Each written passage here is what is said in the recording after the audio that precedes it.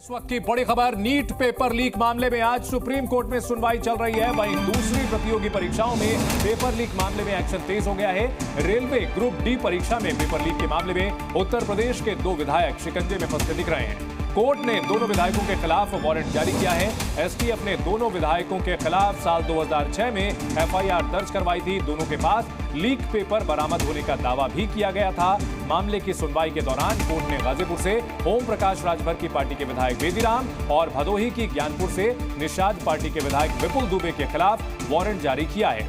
कुछ दिन पहले एसबी-एसपी के विधायक बेदीराम का एक वीडियो सोशल मीडिया पर काफी वायरल हुआ था, जिसमें वो पेपर लीक में शामिल होने की बात कबूल करते भी सुने गए थे। और उस कबूलनामे के कुछ ही दिनों के बाद अब उनके खिलाफ अदालत से एक वारंट जारी किया गया है और ये नॉन बेलेबल वारंट है, गैर जमानती वारंट है, यानी मुश्किलें बढ़ती हुई। मामला 2006 का है और उस वक्त इन्हें अरेस्ट भी किया गया था और एक बार फिर से मुश्किलें बढ़ती हुई अदालत की ओर से गैर जमानती वारंट जारी किया गया है। 2006 की एफआईआर थी। Railway group D paper leak का आरोप बेदीराम पर लगा है। वहीं विपुल दुबे पर भी इसी परीक्षा के पेपर लीक करने का आरोप लगा हुआ है। इन दोनों पर पेपर लीक करने का आरोप ओम प्रकाश राजभर की पार्टी के एमएलए हैं बेदीराम, वहीं विपुल दुबे संजय निषाद की पार्टी के विधायक हैं। ये दोनों ही पार्टियां एनडीए की सहयोगी हैं। बेदीराम गाजीपुर के जखनिया सीट से विधायक हैं, वहीं विपुल दुबे ज्ञानपुर से विधायक हैं। तो 2 विधायक जिनकी मुश्किलें बढ़ती हुई, कोर्ट ने गिरफ्तारी वारंट जारी किया है और दोनों के खिलाफ ये गिरफ्तारी वारंट जारी किया गया है। और ऐसे में इन दोनों विधायकों के खिलाफ जो गैर जमानती वारंट है, इसके बाद इनके जेल जाने की आशंका बढ़ गई है। पेपर लीक का ये मामला काफी पुराना है और बेदीराम जो कि कुछ ही दिनों पहले एक वीडियो के जरिए सुर्खियों में आए थे, आपको बताते हैं विधायक बेदीराम कौन है, इनके बारे में भी आपको बताते हैं। एसबी-एसपी के ये विधायक हैं और बड़ी खबर यही है कि 2 विधायकों के खिलाफ गैर जमानती वारंट है। रेलवे ग्रुप डी भर्ती के पेपर में लीक करने का आरोप लगा है। इस मामले में एसटीएफ ने इन्हें 2006 में पकड़ा था।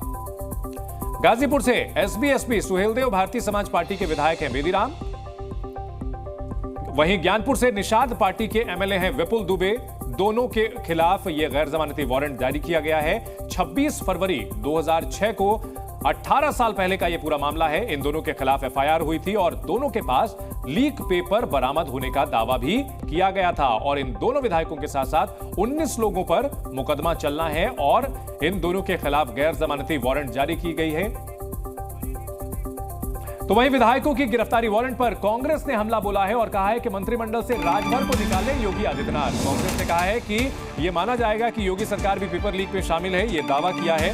सुरेंद्र राजपूत ने अटैक किया है, उन्होंने एसबी-एसपी को बाहर निकाले मंत्रिमंडल से योगी आदित्यनाथ, ये चुनौती दी है कांग्रेस ने। ये तय करना है आदरणीय योगी आदित्यनाथ जी को कि ऐसे लोगों को, ऐसे अपराधी आरोपी लोगों को वो अपने मंत्रिमंडल में रखते हैं या उनको बाहर निकालते हैं, उनको शासन सत्ता का अंग बनाते हैं उनके दल को, या उनके दल को अलग हटाते हैं।